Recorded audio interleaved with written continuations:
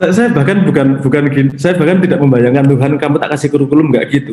Saya Ah. bahkan membayangkan manusianya yang saya kurikulum ini aja Tuhan ya. Oh, gitu. Saya malah membayangkan itu.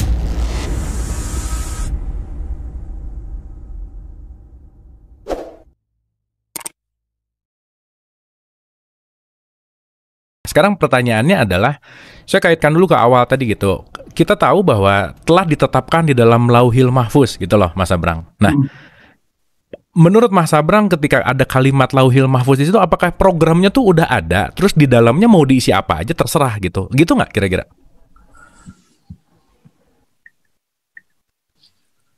Gimana programnya sudah ada Ah, diisi. jadi si semesta ini, Tuhan ini bikin programnya udah ada nih gitu. Nah, si kita sebagai pengisinya itu terserah mau ngisi apapun, yang penting kompatibel sama program yang udah ada ini gitu. Saya paham maksudnya, tapi kalau analoginya saya tidak begitu nyambung nih, tidak setuju karena kita bukan Oke. mengisi program tersebut. Oh, oke. Kita hanya berjoget dari posibilitas yang disediakan oleh program tersebut. Kalau misalnya programmingnya dikasih 5 batu, kita boleh menata sedemikian rupa. Ada kalau 5 berarti ada 120 posibilitas untuk bisa menata batu itu seperti apa. Hanya 5 batu itu bisa apa, kemungkinannya ada segitu banyak. Tapi kita nggak bisa nambah batu ke 6 karena tidak disediakan di situ. Oke. Nah, berarti kalau misalnya dikaitkan sebagai misalkan ada kalimat holifah gitu ya, pengganti creator gitu. Nah, kita meng-create itu based on yang si 5 tadi udah disediain, create lah se-5 ini semanfaat mungkin, seluas-luasnya, berkaitan dengan gitu nggak kira-kira Mas Abrang? Iya, saya sangat setuju. Kita co-creating setiap hari loh. Kita dalam tanda petik ya, kita mencipta tanpa kita sadari setiap hari. Anda makan tempe, makan pisang, minum air, jadinya tetap daging. Itu kalau nggak proses mencipta apa itu? Rearrangement juga kan? Setiap hari kita mengolah itu. Jadi sebenarnya kita sudah menjadi co-kreator sebenarnya. Kita tidak menyadari saja bahwa kita sudah ada model untuk menjadi co-kreator dari, kalau badan tadi modelnya kan sudah dikasih alam pada memori yang ada di DNA. Sementara ada memori yang ada di kepala. Kemarin kita sempat bahas tentang beberapa lapis memori tersebut. Yang memori yang ada di kepala kita bisa create yang lebih. Kalau badan nggak bisa co-create kursi misalnya. Tapi kalau yang di kepala bisa membuat kayu menjadi kursi. Kursi itu datang dari susunan kayu tertentu loh. Jadi ada sesuatu yang muncul baru dari kayu yang ditata itu. Kita tidak mencipta kayunya, tapi kita mencipta sebuah penataan sehingga terjadi sesuatu yang baru yang namanya kursi tersebut. Oke, nah so berarti saya kaitin lagi nih, kalau kita co-creating, berarti co-creating kita ini bisa menumbuhkan dan bisa juga membuat chaos nih di semesta ini kan gitu. Sangat bisa. Gitu. Nah, kira-kira balancing antara chaotic gitu ya dan pertumbuhan kebermanfaatan gitu. Itu juga bagian dari pilihan. Itu poinnya kan ada di situ gitu. Nah, saya memilih untuk apa itu basicnya dari penciptaan kita ke sini tuh untuk menjalankan skenario itu nggak sih sebenarnya, Mas? Salah satunya, kalau untuk create tadi kalau premisnya adalah kita diciptakan untuk membawa chaos menjadi order gitu ya, membawa order. Kalau itu ultimate goalnya, saya tidak percaya. Pada posisi wadah keberadaan akal nih. Kalau pada posisi informasi saya percaya itu. Tapi kalau pada wadah tidak, karena kita punya entropi. Entropi itu sebuah derajat chaos. Derajat chaos di dunia itu selalu naik, nggak pernah turun. Jadi kita mau diem aja mau ngapain, itu mesti semakin chaos. Tapi ketika kita terlibat dalam sesuatu, chaosnya itu bisa di-delay itu. Bisa di-delay?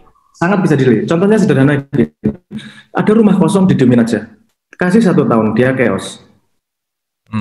Jadi nggak tertata. Fungsi rumahnya juga terganggu oleh pohon-pohon, terganggu oleh kotoran, terganggu oleh hewan dan seterusnya. Tapi kalau kita terlibat dalam rumah itu, kita merawatnya, fungsi itu jadi lebih lama terjadi. Jadi ordernya jadi lebih lama. Bahwa ultimate-nya nanti tetap akan semuanya hilang. Kembali kepada ordernya cuma satu, ilah tersebut. Ini cuman, kalau pemahaman saya ini kan cuma sebuah jogetan semesta yang lucu lah dalam tanda petik gitu sendiri. Seolah-olah kita apa namanya membawa order dari chaos. Pada skop pemahaman kita ya, tapi pada ultimate-nya itu hanya sebuah jogetan di mana Tuhan mengumpulkan pengalaman dalam tanda petik lah, mengalami dirinya sendiri melalui kita dengan perjalanan membawa chaos menjadi order tersebut. Yang nanti yang terkumpul ultimate adalah informasi nataan. Informasi juga sama pentingnya sama wadah nih. Informasi ya. Oke, nah sekarang kalau tadi berbicara tentang jogetan, Mas, ini kan semua juga dia juga, kemana saja kamu menghadap juga dia, terus semua yang terjadi juga dia gitu. Nah, peran kita, peran saya, peran manusianya tuh di mana sih sebenarnya? Peran manusia, karena ada sesuatu, ini mohon maaf jangan tersinggung dulu ya kalau saya ngomong kalimat gini, karena kita punya sesuatu yang Tuhan tidak punya. Gimana sorry Mas? Karena manusia punya sesuatu yang Tuhan tidak punya. Ini kalau nggak diterusin banyak yang tersinggung pasti. Ya, makanya diterusin. Okay. Karena premis Tuhan adalah maha, kemana-mana ngelihat dan kemana-mana ketemu Tuhan dan seterusnya. Tuhan punya satu properti yang tidak punya, yaitu keterbatasan. Tuhan tidak terbatas. Kalau Tuhan terbatas, dia bukan Tuhan. Jadi Tuhan punya, karena dia maha, tidak punya properti yang namanya keterbatasan. Keterbatasan itu properti yang dimiliki manusia. Jadi nomor satu yang harus dipahami manusia adalah keterbatasannya. Kebodohan saya, ketidaktahuan saya, dan seterusnya. Dan menggunakan kebodohan tersebut, menggunakan limitasi tersebut, kan terus kemudian banyak manusia, banyak limit nih. Bagaimana melebarkan limitasi tersebut untuk menjadi penataan yang lebih baik ke depannya. Itu yang saya sebut sebagai lucu. Karena salah satu poin lucunya di situ. Kita ini terbatas, lahir di dunia nggak tahu suruh ngapain, nggak dikasih manual book, suruh nyari sendiri, nebak-nebak sendiri, dikasih limitasi, ada yang dikasih pinter, ada yang dikasih nggak terlalu pinter, ada yang lahir di lingkungan pesantren, ada yang lahir di lingkungan maling. Tapi jadi standar Tuhan pasti berbeda-beda, standarnya tergantung limitasi manusianya, bagaimana dia bisa mengembangkan limitasi tersebut. Karena itu yang saya lihat, salah satu rule yang saya lihat di dunia seperti itu, bahwa semua itu ekspansif, apapun itu semakin lebar, limitasinya semakin luas. Oke, ini kalimatnya menarik banget, Mas. Jadi kita dilahirkan itu untuk mengembangkan si limitasi tadi gitu ya. Secara tidak langsung tuh Tuhan menciptakan dirinya dalam keterbatasan itu namanya manusia, gitulah kira-kira ya. Gampangnya gitu. Gampangnya gitu lah. Ini puyeng nih. Oke, nah sekarang ini yang sangat populer sekali nih, Mas Abrang. Ini so populer sekali. Karena ada pemahaman yang mengatakan bahwa sekeras-kerasnya saya kerja, kalau sudah takdirnya dapat 10, ya nggak akan bisa 10 gitu. Itu satu. Yang kedua, ada orang juga ya udah kerja juga nggak usah keras-keras banget, kok udah ditakdirkan juga jadi segitu juga, gitulah kira-kira. Nah, ini juga kan ada limitasi nih. Nah, menurut Mas Abrang gimana tuh dengan konsep seperti itu? Nomor satu, dia sangat setia pada limitasinya. Limitasi apa itu? Limitasi menghitung apa yang dia dapat. Mau gini, pada kalimat itu, saya kerja sekeras-kerasnya dapat segini juga kok. Apa sih yang kamu sebut sebagai yang dapat? Kan biasanya dihitung sebagai uang, sebagai kepemilikan, dan seterusnya. Padahal ketika kita hidup, kita mendapatkan sehat setiap hari. Kita mendapatkan nafas setiap hari. Kita mendapatkan ilmu yang bertambah setiap hari. Ketika kita tidak mengalami kecelakaan yang seharusnya mengalami, kita mendapatkan keselamatan, dan itu tidak dihitung pada pencapaian pendapatan tersebut. Makanya kita bisa ngomong bahwa yang ini dapatnya sedikit, yang itu dapatnya banyak. Saya nggak setuju dengan cara pandang itu. Untuk mendapat gini, yang paling berharga menurut saya, yang didapat paling besar adalah kesempatan untuk mengalami keterbatasan. Selama kita masih diberi kesempatan untuk mengalami keterbatasan, mau duitnya banyak, mau duitnya sedikit, mau kepemilikannya banyak, kepemilikannya sedikit, dan segala macam, itu hanya set limitasi yang berbeda untuk bagaimana kamu bisa melebarkan keterbatasanmu tersebut. Nah, ini ginilah gampangnya. Kalau Anda main game kan ada level tuh. Iya. Easy, medium, hard, God mode. hard mode, dan seterusnya. Jangan lupa, kamu sebelum lahir sudah bikin perjanjian sama Tuhan. Oke. Nggak ada, kamu sudah rembuk sama Tuhan. Nggak Eh, mungkin Tuhan otoriter menurunkan manusia kamu dengan nasib seperti ini. Saya hmm. sangat percaya bahwa ketika kamu lahir dengan nasib yang disiapkan komponennya untuk kamu, itu kamu sudah bersetuju sama Tuhan mau hidup kayak gini nih. Kenapa Hmm. kamu butuh hidup seperti ini? Karena kamu harus mengalami sesuatu nih, kamu harus upgrade. Eh, Oke. ini ngomongnya jadi rada tasawuf. Ini apa? Mengalami apa? Kan ada kurikulum dalam hidup. Hmm, hmm. Ya, ada dalam hidup ini kamu butuh butuh apa? Misalnya gini, kamu butuh mengalami keutuhan yang namanya sabar, misalnya. Maka dalam hidupmu kamu diberi banyak kesempatan untuk marah. Kamu gampang marah orangnya, kamu gampang tersinggung. Kenapa? Karena kalau kamu bisa melewati itu, kurikulummu dapat nih pada satu hidup yang ini kamu bisa melewati satu kurikulum tersebut. Dan saya sangat percaya setiap kita lahir datang ke dunia itu kita sudah rembuk kurikulumnya. Oke. Di ayat ada tuh, siapa Iya, yang, iya. berbicara bisa berbicara sama Tuhan lewat wahyu, lewat Jibril, atau kamu yang dibalik hijab. Kalau Iya. kamu yang dibalik hijab itu yang rembuk kurikulum itu. Oke, oke. Itu menarik banget sih pemahaman bahwa statement alastu birobikum, statement perjanjian itu diartikan bahwa di janji itu kita emang udah siap menerima kurikulum Tuhan bahwa kamu bakal begini, bakal begini, bakal begini dan kita menjawab iya kan gitu ya waktu itu gitu ceritanya gitu. Secara teatrikalnya. Saya bahkan bukan gini, saya bahkan tidak membayangkan Tuhan kamu tak kasih kurikulum, nggak gitu. Saya Ah. bahkan membayangkan manusianya yang saya kurikulum ini aja Tuhan ya. Oh, biasanya karena begitu kan. Kamu ngambil kurikulum kayak apa, tidak mengurangi kebesaran Tuhan, tidak Oke. mengurangi kehebatan Tuhan, monggo sesuka hati kamu, itu dijogetkan limitasimu. Saya ngelihatnya mesra sama Tuhan, Oke, oke. bukan otoriter Tuhan itu. Ya, justru malah malah Tuhan sangat-sangat mesra banget, justru malah kita yang milih sendiri, kita yang apa namanya subscribe gitu, dia yang Ya, mengiyakan. Tapi kita monggo. sekarang Sekarang tapi kita kita, komplain sendiri. kita yang komplain sendiri ya. Berapa hidupnya kamu yang minta itu, biar kamu pengen belajar sesuatu kamu itu. Gitu. Oke, oke. Wah, ini keren banget nih, mantap, Mas. Yes, yes, yes, yes. Ini another paradigm sih. Observasi begini juga soalnya. Observasi ada cycle di hidup saya gini. Ada pelajaran yang berulang nih. Hmm.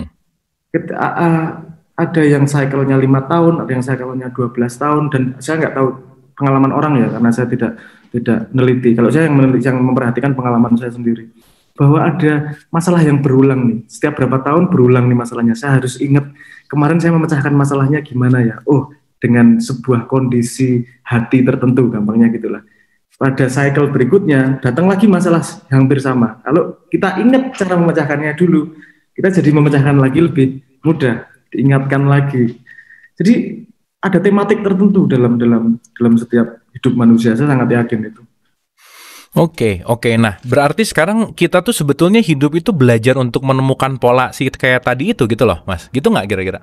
Belajar dari pola, melebarkan limitasi, belajar dari pola, melebarkan limitasi yang akhirnya kita bisa lebih luas dalam menghadapi si hidup ini. Gitu nggak kira-kira? Ya, saya tidak merekomendasikan semua orang melakukan itu karena itu menghabiskan waktu dan pusing juga. Kita Hmm, hmm. sudah dikasih tools yang lebih mudah, manual yang lebih mudah, yaitu agama. Oke, Agama itu oke. tools yang lebih mudah. Kamu nggak usah cari pola, nggak usah pusing seperti ini. Kalau kamu benar-benar bersyukur, efeknya kamu nggak perlu tahu mekanismenya, kamu dapat efek baiknya. Kalau kamu Hmm. gini, kamu dapat efek baiknya. Jadi apa namanya? Menurut saya agama sangat mempermudah. Ini kan orang-orang kerjaan cari-cari pola, cari-cari mekanisme sendiri. Tinggal ngikutin aja gampang sebenarnya. Oh, oke. Berarti ada keganjalan terhadap agama dong kalau nyari pola sendiri ya. Saya tidak melihat itu juga, karena Eh. kalau kita ngelihat produk-produk buku-buku tasawuf, isinya kan mereka mencoba mencari pola itu. Hmm, hmm, Dan hmm. saya merasa itu tidak diwajibkan kepada semua orang karena model yang diberikan sama Tuhan juga berbeda-beda. Oke, modalnya beda-beda, skenario-nya beda-beda gitu ya. Beda. Nah, Jadi yang hmm, memang ketarik ke arah sana, monggo dicari. Yang enggak, jangan memaksakan diri. Banyak. hmm. Kalau 1000 jalan menuju Roma, pasti 1.000.000 jalan menuju Tuhan.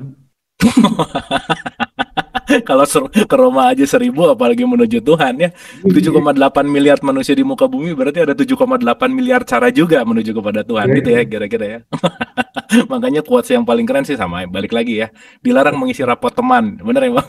Ya, dan Orang jalannya beda-beda juga. Oke, oke. Nah, ada kalimat gini, takdir itu bisa dirubah gitu. Kira-kira gimana pandangan Mas Abraham nah, tentang kalimat takdir bisa dirubah?